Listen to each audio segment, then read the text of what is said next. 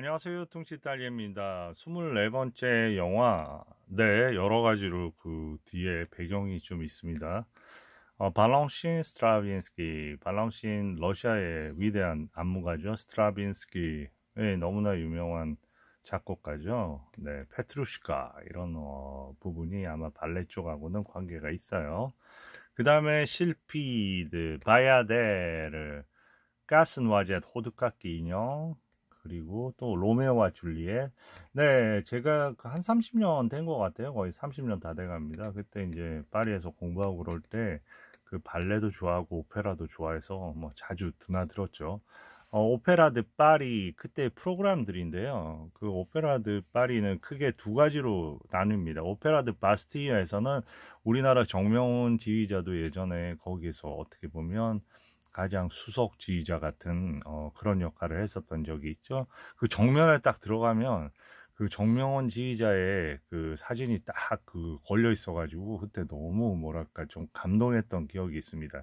오페라 드 바스티는 아무래도 좀 현대적인 그런 좀 큰 규모의 작품들을 많이 올렸죠. 왜냐하면 아무래도 거기가 전체적으로 무대를 움직일 수 있는 시설들이나 이런 게 있으니까. 반면에 이 오늘 소개시켜 드릴 영화에도 그 오페라가 나오는데 그거를 제가 잡을 수는 뭐 이거 리모컨으로 잡아칠지는 모르겠어요.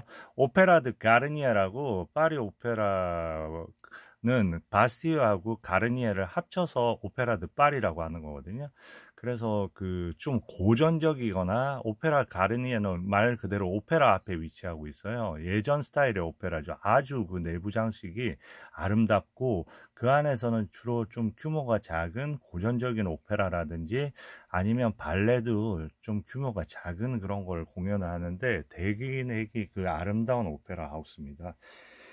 그래서 거기에서 이제 뭐 공연 같은 게 이렇게 이루어지는데 제가 그 좋아해서 많이 갔어요. 갔고 그랬는데 요새 한국 보니까 오페라 이런 어떤 발레에 대한 관심이 엄청나더라고요. 발레의 장점은 발레도 볼 수 있고 그런 오페라 하우스에서 발레를 하면 무조건 오케스트라가 같이 함께 하니까 오케스트라의 그 지휘자도 보고 오케스트라 음악도 직접 듣고 하니까 뭐 일석이조, 삼조죠. 예. 그래서 근데 오늘 그 소개시켜 드리는 영화는 그야말로 발레 영화고요. 그런데 발레 영화를 넘어서서 하나의 예술적인 그 승화로 완벽한 수작 중에 하나입니다. 제가 생각하는 느낌으로 이 영화 안에서 발레 공연이 이렇게 직접적으로 보여지거든요. 한 20분은 될 거예요. 그런데 그 발레 공연이 영화 속에 안에서 이렇게 보여지는 거는 발레를 우리가 뭐 다큐멘터리 식으로 해서 발레를 찍은 그런 게 아니고요. 그 안에는 그냥 영화적인 기법이 그대로 이렇게 녹아 있습니다. 예를 들어서 뭐 이런 거죠. 발레를 지휘하는 그 지휘자의 몸뚱아리가 그대로 그 주영 무용수의 옆에 파트너 한테 그냥 같이 파트너하고 장면이 바뀌면서 파트너 역으로 가 있는다든지 그런 거는 영화적으로만 재현시킬 수 있는 그런 부분이잖아요. 그게 왜 그런 부분이 있어야 되냐면 그 오케스트라를 지휘하는 그 젊은 지휘자, 그 작곡가가 직접 지휘를 하는데 지휘자하고 그 다음에 그 춤을 추는 그 주역 여자 무용수하고 서로 사랑하는 사이거든요. 그러니까 그런 거가 막 반영이 되고 그 안에서 여러 가지 또 장치들이 있습니다. 영화적인 장치들이. 그래서 그 자체를 보는 것만 해도 너무 또 즐거운 부분 중에 하나고요. 그리고 근본적으로는 이 영화는 예술에 대해서 발레를 넘어서서 예술에 대해서 깊은 생각을 하게 하는 그런 영화입니다. 예술이란 과연 무엇인가? 무엇을 위해서 우리가 예술을 하는가? 이런 부분에 대해서도 그리고 여러 가지 연출이나 그런 부분에 있어서도 그런 걸 볼 수 있는 장면들이 많아서 영화적인 완성도로 그리고 다시 보고 싶은 영화로 손색이 없는 그런 위대한 영화라고 생각을 합니다. 음, 그리고 이 영화에서는 실질적으로 이제 발레 부분이 다뤄지다 보니까 어떻게 보면 아무나 그 발레 이런 영화에 직접 뛰어들어서 할 수가 없잖아요. 그렇다고 발레를 좀 하는 배우를 쓴 게 아니라 아예 어마어마한 발레리노, 발레리나가 여기서 등장을 합니다. 대표적인 분이 이분인데요. 보면 이 레오니드 마신이라는 아래에서 세 번째, 이분은 그야말로 예전에 보면 러시아가 이 발레 전통이 강하거든요. 그래서 예전에 디아길레프라고 하는 어마어마한 안무가가 자기 그 발레단이 있었죠. 그리고 거기에 이제 수석 무용수로 제일 유명했던 사람 중에 한 명이 니진스키가 있습니다. 한번 사진 보여드릴게요. 그러면 예전에 스트라빈스키하고 니진스키하고 이렇게 여기 왼쪽이 이제 작곡가 스트라빈스키고요. 오른쪽이 니진스키입니다. 근데 이 니진스키가 이 디아길레프 발레단을 떠나요. 떠났을 때 그때 수석 무용수가 누구냐 하면 바로 이 사람입니다. 바로 레오니드 마신이에요. 그래서 레오니드 마신이라는 사람이 그 다음에 거기에서 이제 니진스키가 하던 역을 자기가 맡았던 거죠. 근데 이제 디아길레프가 결국은 사망하면서 이게 거의 와해되죠. 그래서 나중에 보면 이 몬테카를로 있잖아요. 모나코의 수도인 몬테카를로에서 이제 그 전통을 이어받아서 몬테카를로 발레단을 만드는데 이제 본인이 또 역할을 하는 거죠. 그 다음에 몬테카를로 발레단이 두 가지로 갈려가지고 뭐 그런 어떤 또 스토리가 있는데, 어쨌거나 그런 부분에 관여할 정도로 더 깊게는 말씀을 못 드리고, 그런 부분에 관여할 정도로 유명한 발레리노인데, 여기서는 어떤 역할로 나오냐면 그리샤 류보프라고 해서 이 주인공이 속해 있는 발레단이 레몬토프 발레단이거든요. 이 영화에서요. 그 영화에서 거기에서 보면 무용수들을 지도하는 최고의 그 뭐랄까 무대 뭐라고 할까, 디렉시옹 아티스틱, 그러니까 그 지도하는 안무가로서, 최고 안무가로서 그렇게 역할을 합니다. 그래서 그리샤 류보프라고. 그리고 그 다음에 여자 주인공이 있어야 되겠죠. 그러니까 여자 주인공 중에 하나가 루드밀라 체리나라고 맨 밑에서 두 번째 나오는 이 여자는 여기서 이리나라는 역으로 나오는데요. 이분 아버지는 원래 키예프 쪽 이쪽에 거의 뭐 왕자급입니다. 그리고 어머님도 대단한 분인데 이제 파리로 와서 이 루드밀라 체리나는 파리에서 태어났죠. 아버지 어머니가 워낙 그 박학하시고 뭐 중세 시도 연구해서 그게 고전이 될 정도로 어린 시절부터 이제 발레를 배우면서 이제 어떻게 보면 아주 대단한 발레리나로 이제 거듭나죠. 거듭나서 이제 이 영화에서 이리나라고 해서 주역 무용수 역할을 합니다. 그 다음에 그러면 또 남자가 있어야 되겠죠. 남자는 저기 보면 로버트 헬프만이라고 보이시죠? 로버트 헬프만. 이 사람은 어느 나라 사람이냐? 호주 사람이에요. 근데 여기서 이반이라는 역으로 나오는데 수석 남자 무용수 역할로 나오죠. 대단한 또 발레리노고요.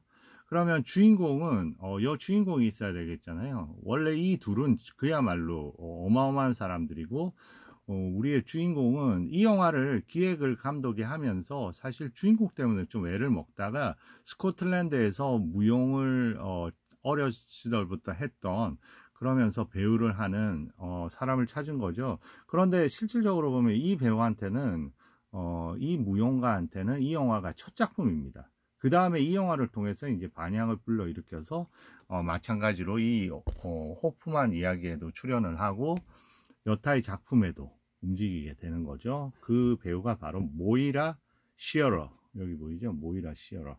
이 영화에서 제일 중요한 주역을 맡습니다. 빅토리아 페이지 역할이고요. 그래서 줄여서 이제 비키라고 부르죠. 비키. 그래서 이 영화가 성공한 뒤에도 사람들이 이 여배우를 비키라고 불렀다고 합니다. 그 다음에 보면 이제 마리우스 고링이라는 배우가 있죠. 영국 배우고요. 아주 그 학력이 뛰어나고 공부를 많이 했고요. 그 다음에 그 아버지가 음악 쪽에 이제 관여하고 있어서 여기서는 어떤 역할로 나오냐면 영화 나중에 제가 또 소개시켜 드릴 영화에도 등장을 하게 될 거예요. 여기서는 줄리안 크레스터라고 젊은 작곡가 역을 맡습니다. 작곡도 하면서 이제 이 발레에서 지휘도 하고 그런 역할이죠. 그 다음에 위에 보면 안톤 월브룩. 너무나 유명한 배우죠. 안톤 월브룩. 오스트리아 배우입니다. 제가 저번에 해가지고 한참 여러 번 보여드렸던 영화 있죠. 막스 오필스. 막스 오필스 영화 중에서 라홍드에서 윤무라는 영화가 있는데 그 영화에서 이 안톤 월브룩이 어떻게 보면 그 여러 가지 이야기가 벌어지는 그걸 갖다가 얘기해주는 일종의 소개자 역할로 합니다. 그리고 가스등이라는 영화에서도 나왔고, 그리고 또 다른 영화, 막스 오필스의 또 다른 마지막 영화, 롤라 몬테스라는 영화 있어요. 거기에서 이제 거기 바비에르 왕국의 왕 루드비히 1세 역할을 하게 되죠. 엄청나게 세련되면서 어떻게 보면 연기의 깊이가 있는 연극 가문에서 났잖아요. 안톤 월브룩. 그래서 또다시 재등장할 겁니다. 이 안톤 월브룩이 어떤 역할을 하냐면 여기서 레몬토프라고 해서 엄청난 그 카리스마 있는 레몬토프 발레단을 이끄는 단장이에요. 그러니까 예술을 위해서는 모든 게 다 희생해야 된다는 이런 어떤 냉철한가요? 열정적인 오로지 예술을 위해서 사는 사람입니다. 그러니까 제일 이제 근심이 되는 게 이제 맨날 보면 주역인 특히나 여자가 어떤 사랑을 해서 떠날까봐 이런 부분에 대해서 엄청나게 그 혐오할 정도로 그렇지만 결국은 이제 자기의 주역이었던 그 이리나가 결국은 결혼 때문에 떠나죠. 그래서 이제 그 새로운 여주인공이 필요할 때 그때 이제 여주인공으로 부각되는 게 우리의 여주인공인 모이라 시어러가 맡은 빅토리아 페이지, 비키 역입니다.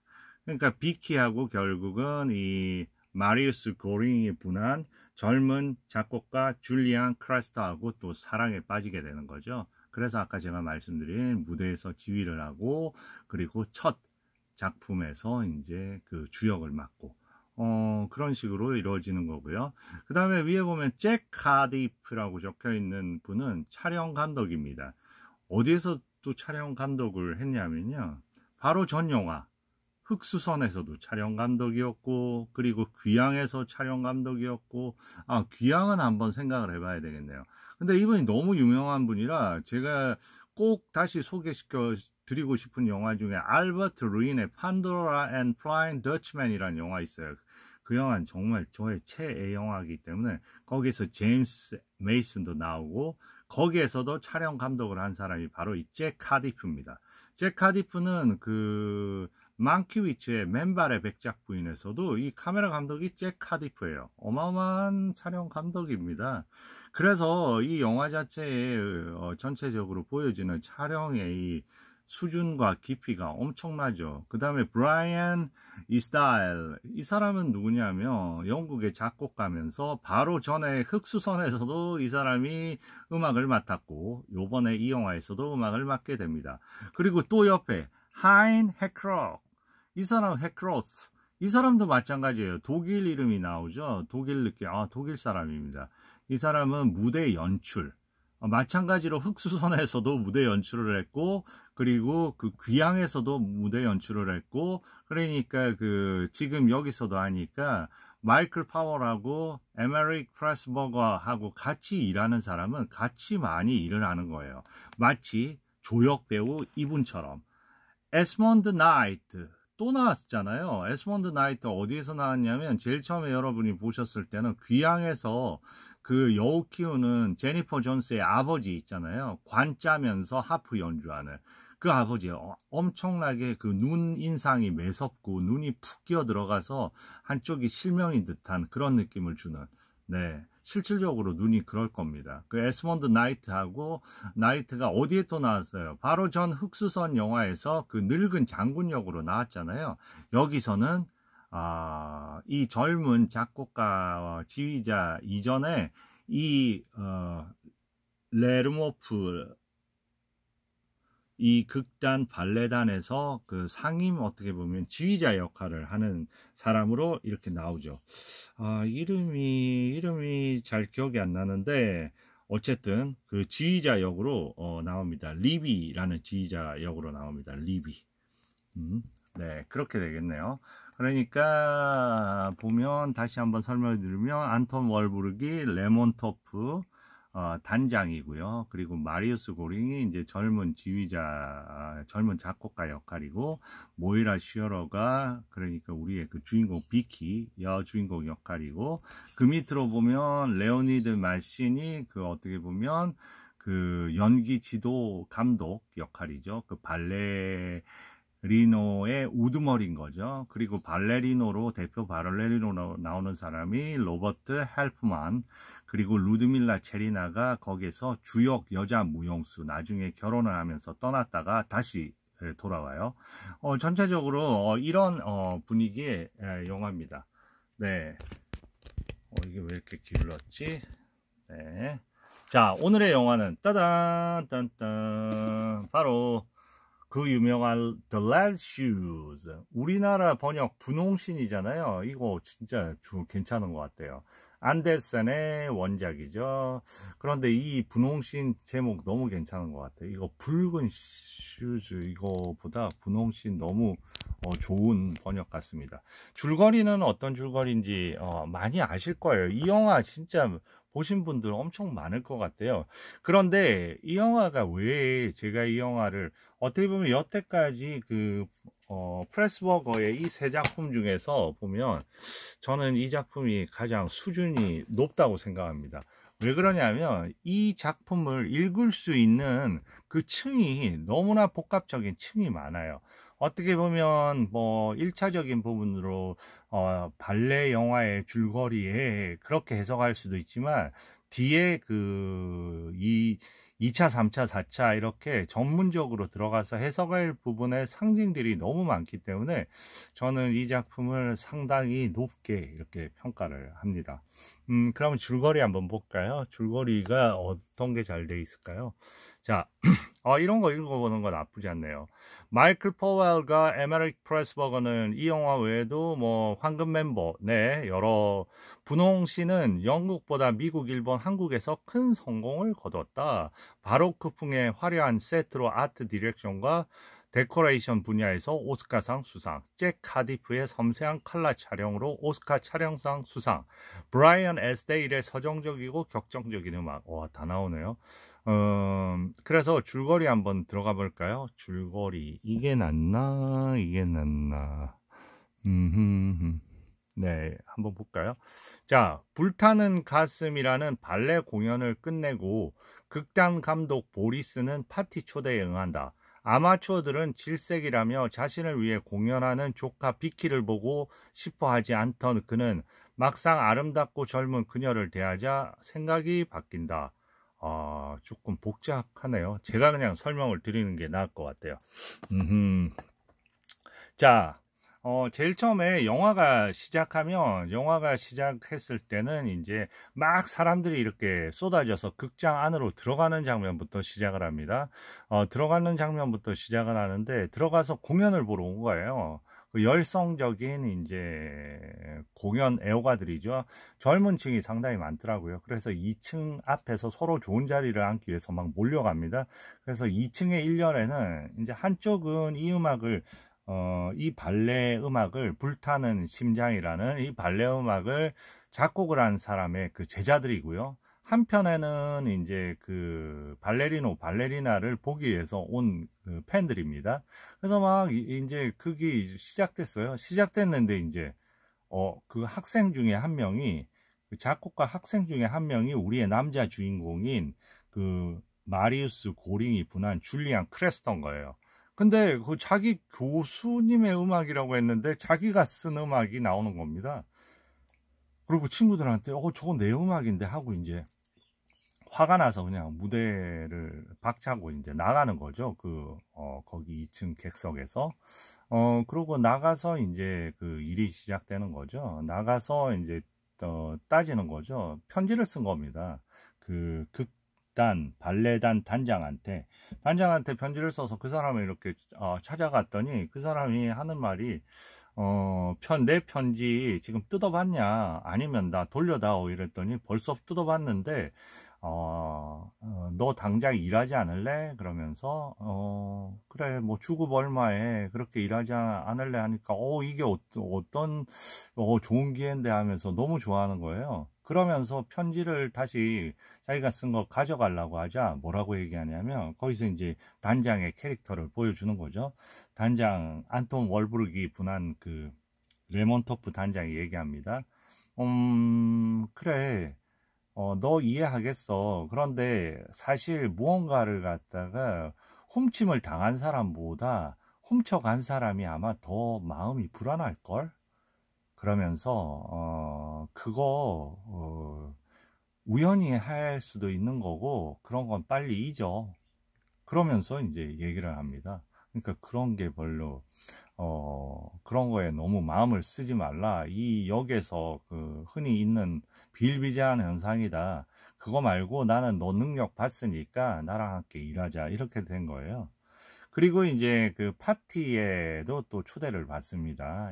그 교수하고 같이요. 음악 교수하고 같이 초대를 받는데 그 초대한 사람이 일종의 공작 부인인데 그 조카가 우리의 여주인공인 비키인 거예요. 그래서 비키가 그때 이제 전문적인 그 발레 무용수로 작은 데서 이렇게 하고 있는 거죠.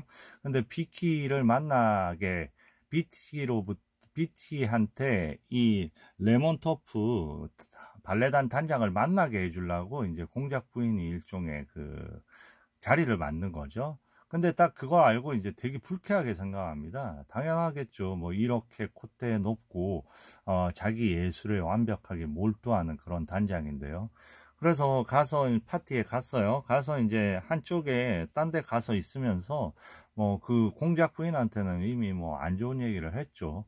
그러고 있는데 거기서 이제 샴페인 칵테일을 주문하면서 우연히 이제 뭐 그 얘기를 한 겁니다. 그러니까 그 여자 발레리나가 바로 나라고 그 테러를 한 그 여자가 바로 나라고 그렇게 얘기를 하면서 이제 서로 예술에 대해서 얘기를 하는 거죠. 그때 예술이 뭐라고 생각하느냐 뭐 춤추는 게 그러니까 당신은 인생이 뭐라고 생각하느냐 그러면서 뭐 I'm must 해야 되는 거 반드시 해야 되는 거로 생각한다.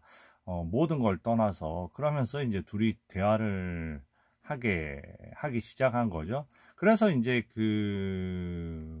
레몬토프 발레단에 들어가게 돼요. 그리고 들어가게 된 후에도 조그만 공연장에서 오케스트라 없이 막 LP를 틀어놓고 하는 공연 극장에서 연기하는 걸 봅니다. 그러고 이제 완전히 이제 그 극단에 들어오게 되는 거죠. 그러니까 결국 그 극단에 여자 그 발레리나로 해서 우리의 주인공인 비키가 들어오고 그리고 젊은 작곡가로 해서 우리의 남자 주인공인 줄리안 크레스터가 들어오는 거죠. 그렇게 해서 뭐 여러 가지 에피소드가 있다가 어떻게 돼요? 결국은 보면 하나의 그 역작인 예전에 작업을 하려고 놔뒀던 게 바로 분홍신이라는 안데르센의 작품이었던 거예요. 그리고 예전에 어떤 작곡가를 시켜서 곡도 어느 정도 써놨고 그랬는데 이제 마땅한 사람이 없던 차에 그때 일이나도 그만을 두고 그래서 결국은 이제 그 프로젝트를 남자 작곡은 줄리앙한테 맡기고요. 크레스타한테. 그리고 그 주역, 무용수 역은 바로 비키한테 맡기는 거죠. 그렇게 되면서 둘이 이렇게 움직이다 보니까 처음에는 막 엄청나게 충돌을 합니다. 왜냐하면 곡의 박자에 맞춰서 춤을 춰야 되는데 비키는 너무 박자가 빨라서 춤을 출 수가 없다 그러고 이 정도 박자도 못 맞추냐고 그러는데 나중에 이제 첫 공연이 들어갈 때는 그렇게 얘기합니다. 그냥 최선을 다하라고 내가 당신에 맞춰서 박자를 들어갈 테니까 그 얘기를 하는 거는 이미 상황이 바뀌었겠죠. 둘은 사랑하는 사이가 된 겁니다. 그래서 사랑하는 사이가 됐으면 어떻게 되겠어요? 그 레몬토프의 눈에서 그냥 어마어마한 성질이 나오기 시작하겠죠. 그 경멸의 시선과 그러면서 이렇게 결국은 둘이 결혼을 하게 되고요. 그러면서 이어지는 얘기입니다. 그리고 어떤 결말이 있겠죠. 이 영화 안에서는 말씀드린 대로 한 2시간 한 15분 정도 되는 영화인데 한 20분 정도가 그 영화 안에서 분홍신이 처음으로 이렇게 뭐라 그럴까 작품화되는 그런 게 있거든요. 그러니까 이 영화를 통해서 분홍신이 작품화가 영화 안의 영화죠. 영화 안에 그 영화가 작품화되는 거를 우리가 볼 수가 있습니다. 공연이 올려지는 그 전에 연습 장면부터 그런 것도 너무 뭐랄까 소중한 그런 장면들이고요. 그리고 영화 안에서의 여러 가지 끌어가는 서사의 방식 자체도 그렇고, 전체적으로 색감이라든지, 뭐, 나무랄 데가 없는, 그런 부분입니다. 저는 이제 영화를 어떻게 보여드리려고 하냐면, 하나의 장면을 찾았거든요. 그러면 바로 이제 한번 넘어가 볼게요. 자, 지금 이 장면은 어떤 장면이냐면요. 한 영화 한 4분의 1 정도 지났을 때인 것 같은데요. 그러니까 이때가 어떤 거냐니까 둘 다 이 레몬토프한테 고용이 돼서 레몬토프가 이제 분홍신을 위해서 박차를 가하고 있을 때입니다. 박차를 가하고 있어 가지고 둘 다 이제 작업만 하게 시킨 거죠. 그런데 호텔에서 둘이 나온 거예요. 당신도 일찍 잘했어요 하면서, 예, 그러면서 우리 오늘 처음 만난 거네요 하면서 엄청나게 이제 압박을 받으면서 호텔 안에서 이제 자기 일만 해야 되는 상황입니다. 한번 볼게요. 여기 제가 왜 이 장면을 선택했냐. No, I'm just working on the score of my new ballet, The Red Shoes. Is that my ballet too? 네, 이렇게 네, 서로 이제 이때까지만 해도 뭐 서로 존재는 알고 있어도 이제 그렇게 이제 사랑까지는 가기 직전이고요. Yes, husband. 근데 제가 보여드리는 장면, 이때 이렇게 그 아래에 기차 소리가 나죠.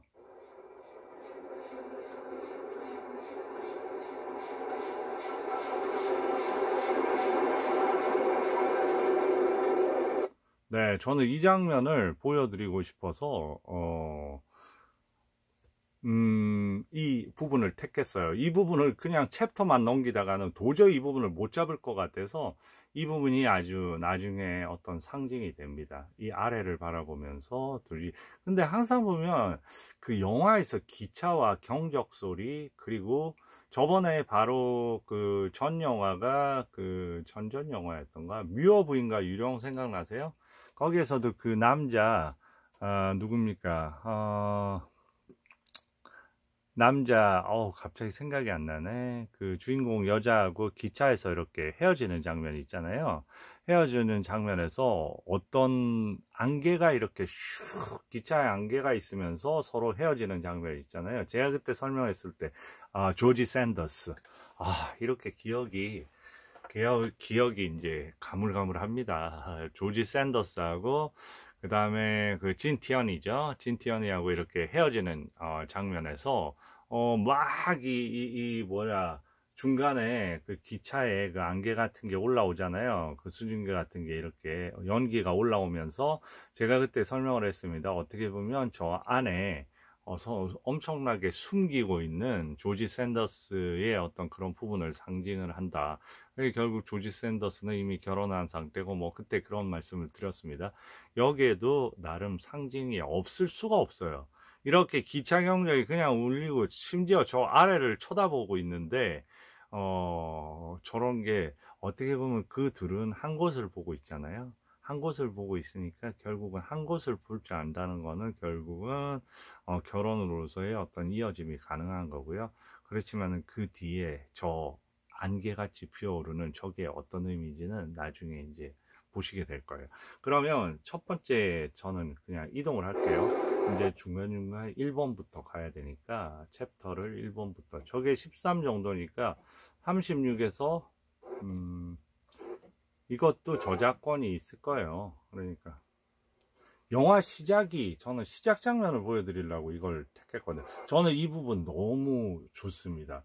지금 보면 이 부분이 첫 시작인데, 좀 전에 보셨어요? 여기 작은 불빛이 있다가 이게 쭉 밝아지면서 지금 볼까요? 이렇게 가는 장면이거든요. 근데 저는 이게 모든 걸 또 얘기해 준다고 생각합니다. 이게 예술이라고 생각해요. 예술은 여기서 거의 다 보여준 거라고 생각합니다. 예술은 우리한테 보면 어느 정도의 이런 공간이 있으면 되고요. 그리고 이런 벽 안에 빛을 투사하기 시작하면서 이미 영화도 그렇고 모든 예술은 가능한 거고요. 무슨 공연을 하거나 연극을 할 때도 이런 어떤 벽은 공간을 구획 짓는 거잖아요. 이 벽 위에 이런 광선의 쏘임을 통해서 어떤 주인공이 드러날 수도 있고, 예, 이런 불빛이 나중에 보면 엄청나게, 제가 또 설명을 나중에 후반부에 하겠지만, 저는 이 첫 장면이 너무 아름다운 것 같아요. 조그맣게 있다가 이게 샥 퍼지면서, 그리고 이 전체 공간을 밝혀주면서 음영을 만들어주고, 여기 계단이 있고 창이 있고. 왜냐하면 모든 예술은 어떻게 보면 바깥으로 향하는 시선이잖아요. 어떤 공간 안에서 우리가 살고 있는 인간이라는 제약된 공간이 연출하는 그 공간 안에서 무언가 밖을 바라보면서 꿈을 찾아가는, 어떻게 보면 상상의 나래를 펼치는. 그래서 저는 이 첫 장면 자체가 너무나 영리한 장면이라고 생각하고, 저는 여기에서 엄청 감동을 받았어요. 그리고 그 다음에 여기로 어마어마한 사람이 문을 열자마자 공연의 자리를 찾기 위해서 어마어마하게 뛰어오거든요. 저 장면도 너무 좋습니다. 왜냐하면 이런 열정이 있어야지, 이 열정으로 메꾸는 공간이잖아요, 예술이라는 게. 그 막 미친 듯이 뛰어가서 먼저 첫 자리를 잡겠다고 저런 열정, 그리고 저 공간, 이것만 있으면 어떻게 보면 이 예술이 인간의 유한한 그런 부분을 극복해서 인간의 어떻게 보면 무한성으로 갈 수 있는 약간의 희망의 여지, 살아가면서의 어떤 이유, 그런 부분에 큰 역할을 해주는 부분이라고 생각합니다. 그래서 저는 이 첫 장면 너무나 특이하게 늘 기억을 하고 있어요. 이 첫 장면. 네, 제가 첫 장면에 너무 그렇게 했네요. 그래서 바로 다음 첫 장면 조금만 더 볼게요. 저는 왜냐면 레몬토프에서 저는 이런 장면, 지금 보면 여기에서 이 친구가 바로 우리의 그 남자 주인공인 줄리안 크레스터거든요. 그래서 이 뭐 같은 작곡가 학생인 거죠. 작곡가에서 3명이 온 겁니다. 그 중간에서 이렇게 기다리면서 45분 전에 온 거고요. 이 사람 둘이는 왜 왔냐면 벌써 인상 자체가 뭔가 발레 자체를 좋아하게 생겼잖아요. 이 사람들은 그 이리나하고 그 다음에 이반, 그리고 무대에서 그런 어떤 뭐랄까 발레리나 유명한 사람 그 춤 자체를 즐기러 온 겁니다. 그래서 둘이서 서로 이렇게 막 언쟁하는 그런 장면도 있거든요. 저는 이제 저 장면도 너무나 뭐랄까 그냥 지나칠 수는 없는 게, 예전에 보면 프랑스에서는 그 빨레 드 샤이오라는 곳에 시네마테크가 있었어요. 그러면 그때 저는 20대였고 그랬는데, 보면 늘 일요일 날 가보면 영화가 한 3시, 5시 이런 편을 봤던 것 같아요. 3시 거부터 시작해서 5시 거도 보고 7시 거도 보고. 그러면 거기에 보면 한 40대에서 50대 되는 남자들끼리 이렇게 와서 영화 시작하기 30분 전에 자기들끼리 엄청 얘기를 하는 거예요. 영화에 대해서 뭐 이런저런 얘기를 하는 거예요. 근데 그런 사람들, 정말로 영화를 좋아해서, 우리 같은 경우에는 사실 한 40, 50대 남자 둘이서 주말에 영화관을 찾는다, 그것도 한 편이 아니라 연달아 보듯, 그런 문화는 아닌 것 같아요. 근데 그 사람들은 진짜로 평생 그렇게 영화 광들로 그 영화관에서 느끼는 그런 행복을 추구할 사람들인 것 같아요. 그래서 지금 저런 사람들도 마찬가지로 영화는 아니지만 저런 오페라, 발레, 그런 어떤 음악에 대한 어떤 그 열정을 보여주는 그런 장면인 것 같습니다. 그래서 참 이 장면을 보면서 여러 가지 그 생각이 나더라고요. 어쨌든 이제 그런데 조금 있다가 영화상에서는 이제 공연이 시작하고 음악을 들으면서 그냥 화가 나는 거죠. 그래서 밖으로 이제 나가게 되겠죠. 그러면 두 번째로 가보겠습니다. 그 다음 장면. 네. 지금 이제 시작을 하는 거잖아요. 이 장면도 너무, 네. 되게 체계적입니다. 네. 본인이 쓴 곡인 거죠. 그런데 저는 지금 지휘자 보여주려고 하다가, 이 사람이 그 교수인 거예요. 그러니까 자기 제자의 작품을 뺏겨서 저기다 내놓은 거죠. 그리고, 참고로 보면 이 사람이 이제 작곡가인 거고요. 여기서. 그러니까 표절을 한 작곡가. 아예 뺏겨다 쓴 작곡가고. 여기에 그늘에 이렇게 들어가 있는 사람이 바로 안톤 월브루. 이 레몬토프 단장인 거죠. 저렇게 저 안에서 혼자 뒤에서 저렇게 은밀하게 모든 걸 컨트롤하는 그런 어떻게 보면 매일의 쌓인 인물처럼 그렇게 나오는 거죠. 그래서 제가 여기서 좀 전에 지휘하던 분이 바로 그 에스몬드 나이트, 예, 그분이거든요. 제가 단골로 등장한다고. 영국 영화니까 더더욱 그렇습니다. 저 넘어가야 될 것 같아요. 그래서 이게 파티에 온 겁니다. 여기서 이제 이 여자가 바로 공작 부인이에요. 그래서 비키의 어떻게 보면 그 이모인 거죠. 그래서 여기서 이제, 예, 아니, 여기서 이제, 네, 이렇게 등장을 하는 거예요. 여기서 뭐 파티가 영 그 마음에 들지 않고, 그냥 자기는 파티 하러 왔는데 무슨 오디션장이냐, 여기가.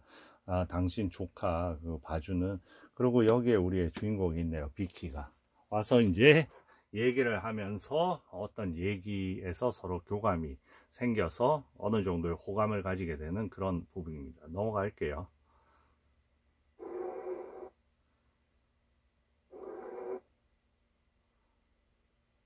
그리고 이 장면은 이제 식사를 하는데 이제 찾아온 거죠. 그 제가 아까 말씀드린 그 장면입니다. 줄리안 크라스터가 찾아와서 저 혹시 제가 편지 보냈는데 편지 안 읽으셨으면 주세요 하고 가져가려고 했는데 제가 말씀드린 그 얘기가 진행이 되는 겁니다. 아주 전체적인 무대 장식이나 특히나 저 안톤 월브룩이 연기하는 레몬토프 단장은 아주 섬세하고 그런 인물인 것처럼 식사 하나에 예절 하나를 받아들이는 방식, 의상 이런 부분 거의 완벽합니다. 넘어갈게요. 이 장면은 이제 이 배우가 바로 그 이리나인 거예요. 여기에 주역 무용수인 거죠. 그래서 그 좀 전에 그 남자 작곡가, 젊은 작곡가 줄리안 크라스터가 이제 그 약속을 했거든요. 그 레몬토프 단장이 너 그러고 나중에 여기 와라 무대 뒤쪽으로. 그랬더니 이제 막 통과를 못 시키는 거예요. 원래 사전에 이름이 없다고. 근데 이제 이리나가 와서 이리나하고 같이 들어갑니다. 네, 이리나하고 만나죠. 그래서 이리나하고 같이 들어가서 이제 무사 통과가 되는 거죠. 근데 가서 봤더니 뭐 여러 사람이 저러고 있는 거예요. 그래서 레몬토프를 만나러 왔는데 도대체 여기서 누구를 만나야 되는지 해서 온 공간을 돌아다니면서 여기 인차지가 누구냐 그러면서 막 이 사람 저 사람한테 물어봅니다. 근데 결국은 보면 나중에 레몬토프가 나타나는데 레몬토프가 신경조차 쓰지를 않습니다.